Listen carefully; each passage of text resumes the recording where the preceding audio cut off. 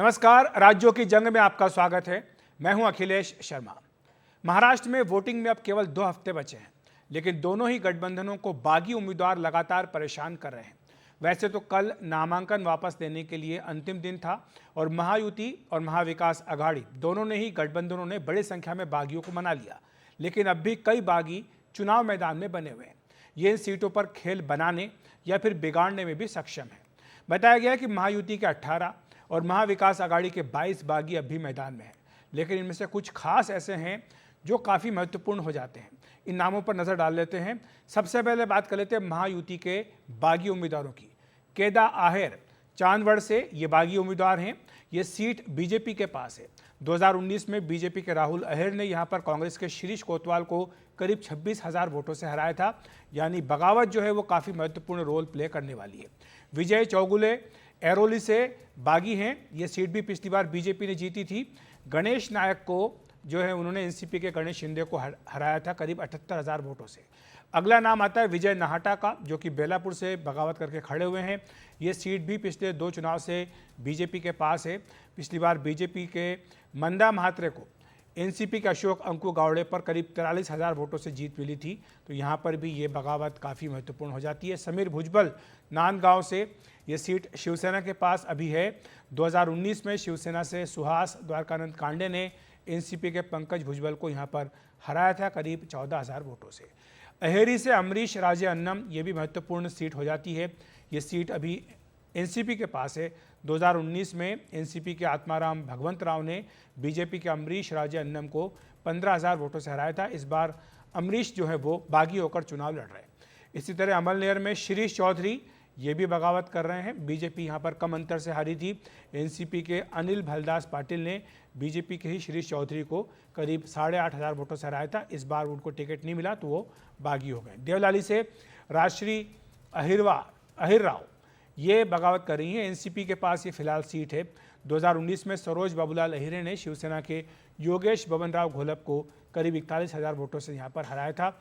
महेश गायकवाड़ कल्याण पूर्व से ये बीजेपी के पास सीट अभी है।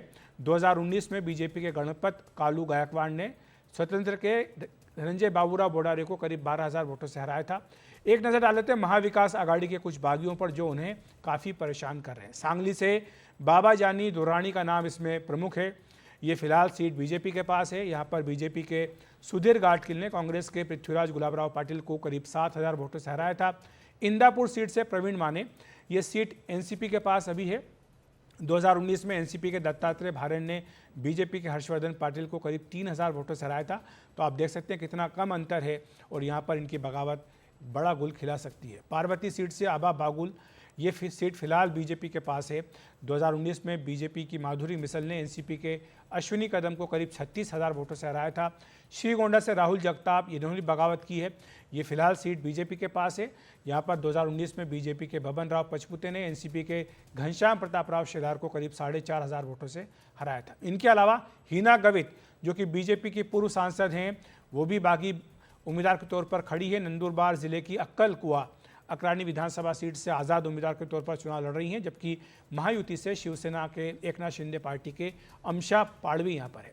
गीता जैन का भी नाम प्रमुखता से लिया जा रहा है। निर्दलीय विधायक हैं। मीरा भाईंदर सीट से एकनाथ शिंदे की शिवसेना से टिकट मांग रही थी, लेकिन ये विधानसभा सीट बंटवारे में बीजेपी के हिस्से में चली गई। तो गीता जैन यहाँ पर निर्दलीय चुनाव लड़ रही है। बीजेपी ने यहाँ पर नरेंद्र मेहता को अपना उम्मीदवार बनाया। वैसे आपको बता दें, कल शाम तक बागियों को मनाने की कवायद दोनों ही पक्षों से चलती रही। बीजेपी ने बतौर निर्दलीय पर्चा भर चुके अपने 9 बागियों को मनाने में कामयाबी हासिल की। इनमें सबसे बड़ा नाम गोपाल शेट्टी का है, जिन्हें मनाने के लिए खुद देवेंद्र फडणवीस उनके घर गए थे। वहीं शिवसेना ने अपने 8 बागियों को मनाया है। एनसीपी ने 6 बागियों को पर्चा वापस लेने को तैयार कर लिया। शिवसेना यूबीटी ने अपने 7 बागियों को मना लिया, जबकि 5 नेताओं को पार्टी से निकाल दिया। कांग्रेस ने भी 10 बागियों को मना लिया है। वहीं एनसीपी शरद पवार भी 4 बागियों को मनाने में कामयाब रही है। तो यानी अब मोटे तौर पर महाराष्ट्र में मुकाबला तय हो चुका है और बागी किसको नुकसान पहुंचाएंगे, इसी पर चर्चा करने के लिए हमारे साथ खास मेहमान हैं और इनसे चर्चा करेंगे। अमिताभ तिवारी हमारे साथ हैं। अमिताभ जी, स्वागत है आपका एनडीटीवी इंडिया पर। और साथ ही हमारे साथ शुभांगी खापरे भी हैं, वरिष्ठ पत्रकार। शुभांगी जी, आपका भी स्वागत है एनडीटीवी इंडिया पर। शुभांगी जी, आपसे सबसे पहले शुरुआत करूंगा। अब ये जो संख्या है, मोटे तौर पर हमने बताया कि हर सीट पर इनका कितना महत्व है, और जबकि तीन कोणी नहीं बल्कि कई कोणी मुकाबला यहाँ पर हो रहा है और मतदाताओं में काफ़ी कन्फ्यूज़न है। तो ऐसे में ये बागी कितना बड़ा रोल प्ले करेंगे चुनाव परिणाम पर? अ, देखिए इसमें पहली बार तो ये है कि जो महायुति और महाविकास आघाड़ी की जो दो फ्रंट है, तो मुझे लग रहा है कि जो चुनाव होने वाला है, हर सीट में जहाँ देखेंगे, तो एक direct fight Maha Vikas Aghadi versus Mahayuti की ही होगी। क्योंकि एक जो फ्रंट हम बोल रहे हैं, उसमें 3-3 पार्टीज़ ऑलरेडी हैं। जी। और इसके अलावा जो रिबेल्स की हम बात करें, तो ये रिबेल फैक्टर जहाँ पे एक इंडिविजुअल रिबेल जो है वो जो अपना पर्सनली बहुत स्ट्रांग है और जिसका बहुत स्ट्रांग इलेक्टोरल बेस है, वो ही वहाँ पे काम कर सकता है। जैसे अगर बीजेपी की अगर हम बात करें तो उनके पास 27 रिबेल्स थे इस बार और 27 रिबेल्स जो कैंडिडेट्स थे वो शिवसेना और एनसीपी के खिलाफ वो उन्होंने एक रिवोल्ट किया था। पर उसमें से मेजॉरिटी जो थे वो इतने नॉन प्लेयर्स ही कह सकते हैं कि पर जैसे हम अगर बात करें गोपाल शेट्टी की ले लीजिए, तो वो एक बहुत स्ट्रॉन्ग कंटेंडर थे और वो अगर फ्रेम में रहते तो फिर वो एक खतरे की घंटी बीजेपी के लिए या महायुति के लिए हो सकती थी। पर बीजेपी ने अगर हम देखें तो वो जितने भी स्ट्रॉन्ग कंटेंडर्स थे, उनको उन्होंने मना लिया और बहुत ही मशक्कत करनी पड़ी। जैसे मैं एक उदाहरण दूँ आरवी का, जहाँ पे देवेंद्र फडणवीस के पर्सनल असिस्टेंट खड़े हैं, सुमित वानखेड़े, वर्धा जी। डिस्ट्रिक्ट में आती है वो सीट। तो वहाँ उन्होंने एक प्राइवेट चार्टर वहाँ पे उन्होंने पहली बार लिया और उसमें फिर वो दादा साहेब केचे करके जो कैंडिडेट है, वो सिटिंग एमएलए है वो, उनको वहाँ दिल्ली लेके गए और अमित शाह जी से उनसे बात कराई और तो मैंने लेवल तक उन्होंने रिबेल को कंटेन करने के लिए जो मशक्कत की है 5-6 दिनों में, तो उससे ये दिख रहा है कि जितने भी सीरियस कंटेंडर्स जो थे, उनको उन्होंने थोड़े माने काफ़ी हद तक उन्होंने एक पैसिफाई कर लिया है। जी। पर अभी भी जैसे 5% 10% जो है स्ट्रॉन्ग कंटेंडर्स, वो गेम यहाँ या वहाँ कहीं भी कर सकते हैं और ऐसे भी इस इलेक्शंस में इतने ज़्यादा प्लेयर्स हैं, 6 पार्टियाँ ऑलरेडी है 2 फ्रंट में। इसके अलावा जो रिबेल्स हैं, वो एक फैक्टर्स हैं। तो रियली बहुत चैलेंजिंग तो होने ही वाला है बिल्कुल। इसमें, अमिताभ जी, आप डेफिनिटली। किस तरह से देखते हैं एक बड़ी संख्या में उम्मीदवार खड़े हुए हैं?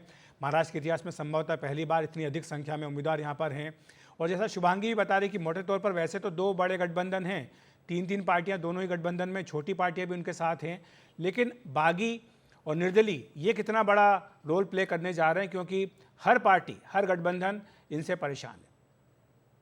जी, तो अगर आप महाराष्ट्र का पॉलिटिक्स देखेंगे तो अगर पिछले 5 चुनावों की बात करें तो ऑन एन एवरेज जो मेन पार्टीज है उनको छोड़ करके यानी अन्य दल इंडिपेंडेंट्स लगभग 25-30 सीटें जीतते हैं और 25 से 30% वोट शेयर भी है उनका। अब अगर अभी तक का इलेक्शन कमीशन का अपडेट देखें तो 4000 कैंडिडेट अभी तक उन्होंने एक्सेप्ट किए हैं, यानी दिखाया जा रहा है कि कॉन्टेस्ट करेंगे। 4000 कैंडिडेट का मतलब होता है 14 पर सीट, जबकि पिछली बार 11 कैंडिडेट पर सीट थे और ये नंबर बढ़ेगा अभी क्योंकि धीरे धीरे अपलोड हो रहा है डेटा उसमें। अब जब हम बागियों की बात करते हैं तो दो बातें। कोई बागी मान लीजिए एक पर्टिकुलर पार्टी से खड़ा है, मान लेते हैं कांग्रेस पार्टी का एक बागी खड़ा है, तो जब कांग्रेस पार्टी का एक बागी खड़ा होता है तो कांग्रेस पार्टी का थोड़ा बहुत वोट उसके पास जाएगा, डिपेंडिंग अपॉन हिज और हर पर्सनल स्ट्रेंथ और पॉपुलैरिटी। लेकिन इसमें दूसरा एंगल आता है, उसकी डेमोग्राफिक क्या है, यानी उसकी जाति क्या है। अगर उसकी जाति जो है वो बीजेपी के कैंडिडेट के समान है तो वो बीजेपी को भी डैमेज करेगा। अगर वो महिला है तो लाडकी बहन से जो फायदा हो रहा है भाजपा को उसको भी डैमेज कर सकती है। तो ये सारे उसमें बातें आ जाती हैं। तो सिर्फ उस हम देखते हैं कि उस पार्टी का रेबल है तो नॉर्मली उस पार्टी को डैमेज करेगा, ऐसा नहीं होता है। दूसरे दल यानी ऑपोजिशन को भी डैमेज कर सकता है जाति, धर्म और उसके डेमोग्राफिक के हिसाब से। दूसरी बात यह है कि ये तो हम ओपन रेबेलियन की बात कर रहे हैं, हम बात कर रहे हैं जहां पर इंडिपेंडेंट्स रेबेल्स खड़े हो गए। लेकिन एक बहुत बड़ा फैक्टर होता है जहां पर इंडिपेंडेंट्स रेबेल्स खड़े तो नहीं हुए लेकिन वो इंटरनली सबोटाज करते हैं अपनी पार्टी के प्रोस्पेक्ट्स को। वो बहुत खतरनाक होता है क्योंकि उसको आप माप नहीं सकते।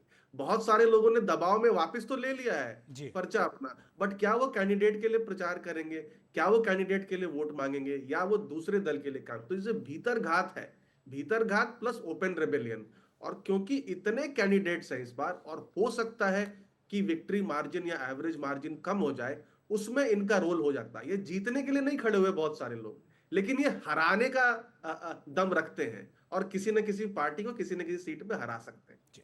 शुभांगी, ये इसलिए महत्वपूर्ण हो जाता है क्योंकि 2024 जो भी लोकसभा चुनाव हुआ, इसमें दोनों ही गठबंधन के बीच जो वोटों का प्रतिशत का अंतर था वो बहुत ज़्यादा नहीं है। तो यानी ये दिखाता है कि कांटे की टक्कर है दोनों ही गठबंधनों में, और ये इस बात पे काफ़ी कुछ निर्भर करेगा कि कितने अपने मतदाताओं को वो बूथ तक ला पाते हैं, वोट डलवा पाते हैं। साथ साथ इसीलिए ये जो बागी उम्मीदवार, इनका भी फैक्टर काफ़ी महत्वपूर्ण हो जाता है।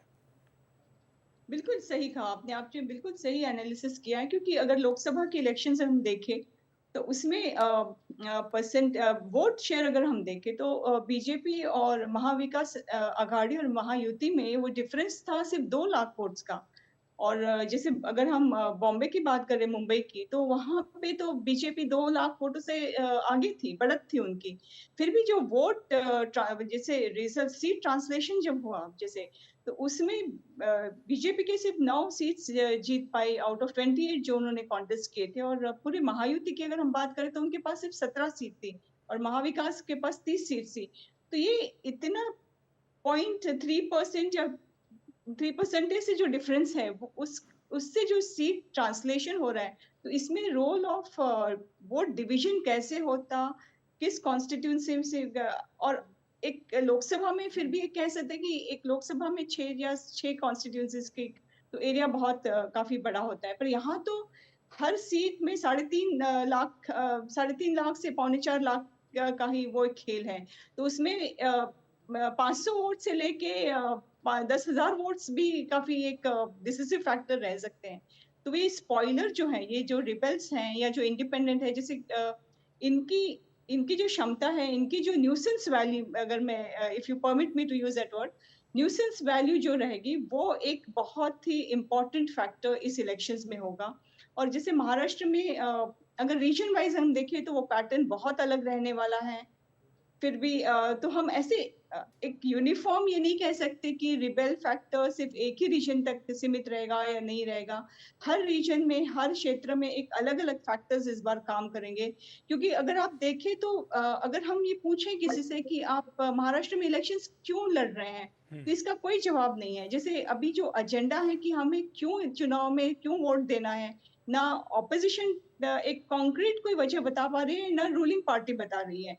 तो in absence of anti incumbency, in absence of a definite एक प्लैंक, हम कह सकते हैं, इसमें ये सब जो डिवीजन ऑफ वोट्स होते हैं, रिबेल फैक्टर्स हैं, ये बहुत ही डैमेजिंग होगा। और कैसे डैमेज करेगा ये हम अभी कोई अंदाज नहीं लगा सकते। अगर बिल्कुल। मैं 2019 की बात करूं तो, या 2014 की बात करें हम, तो उस समय जो वंचित बहुजन आघाड़ी का जो एक फैक्टर था, उसमें कम से कम 44 सीट्स जो थी कांग्रेस एनसीपी की, उस समय उनका गठबंधन था, वो वहां पे उनका स्पॉइलर का रोल वंचित बहुजन ने जी। किया था रामप्रकाश आम्बेडकर की पार्टी में, जबकि वो एक भी सीट नहीं जीत पाई।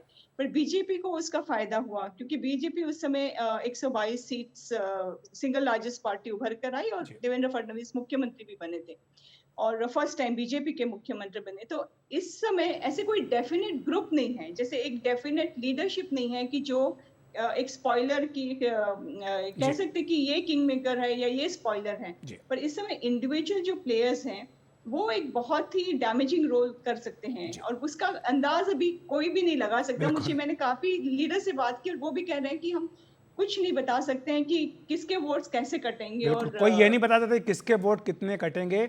अमिताभ जी, जी जो सीटों का हमने विश्लेषण किया जहां पर बागी खड़े हैं, कुछ सीटों पर तो पिछले चुनाव में बड़े मार्जिन से जीत हार का फैसला हुआ, लेकिन जहां पर 10,000 से भी कम का अंतर है, आपको लगता है कि वहां पर इन बागियों की भूमिका काफ़ी महत्वपूर्ण होने वाली है? हाँ, जहां पे भी क्लोज कॉन्टेस्ट होगा, और 10,000 वोट यानी सिर्फ 5,000 का स्विंग चाहिए होता है। 2024 के जी। लोकसभा चुनाव के बाद क्लोज कॉन्टेस्ट की परिभाषा भी बदल गई है। पहले हम 5,000 वोटों को क्लोज कॉन्टेस्ट या 5% वोट शेयर को मार्जिन को क्लोज कॉन्टेस्ट कहते थे, लेकिन अब 10% मार्जिन भी क्लोज कॉन्टेस्ट है, क्योंकि 5% का ही स्विंग चाहिए होता है, 10% का स्विंग नहीं चाहिए होता। अगर कोई व्यक्ति 10% वोट शेयर से हारा है तो। एक बात। दूसरी बात, जैसे आपने बताया लोकसभा में अदर्स का वोट शेयर सिर्फ 12% था, लेकिन हिस्टोरिकली उनका वोट शेयर 24-25% है। वो सिर्फ 9 सीटों पर आगे थे। यानी अब ये 12% से 24-25% तक ये अदर्स का आंकड़ा बढ़ेगा, तो किसके कॉस्ट पे बढ़ेगा? महाविकास अघाड़ी और महायुति दोनों एक कॉस्ट पे बढ़ने वाला है। और जैसे मैम ने कहा कि रीजन वाइज इसका इंपैक्ट अलग अलग हो सकता है। जी। मराठवाड़ा में 19% वोट शेयर था अदर्स का, जबकि स्टेट एवरेज 12 था। थाने कोंकण में 14% था। मुंबई में सिर्फ 5% था, यानी मुंबई में अदर्स का रोल कम था एटलीस्ट लोकसभा चुनाव में। तो अलग अलग क्षेत्रों में भी इसका हमको असर देखने को मिलेगा। They will act as spoilers. बिल्कुल। अब किसकी दुकान वो बिगाड़ेंगे, किसका गेम वो बिगाड़ेंगे, ये तो जब चुनाव होगा उसके बाद ही हमको इसका एनालिसिस समझ आएगा। तो महाराष्ट्र का जो महाभारत है उसमें ये महा रोल प्ले करने वाले हैं बागी।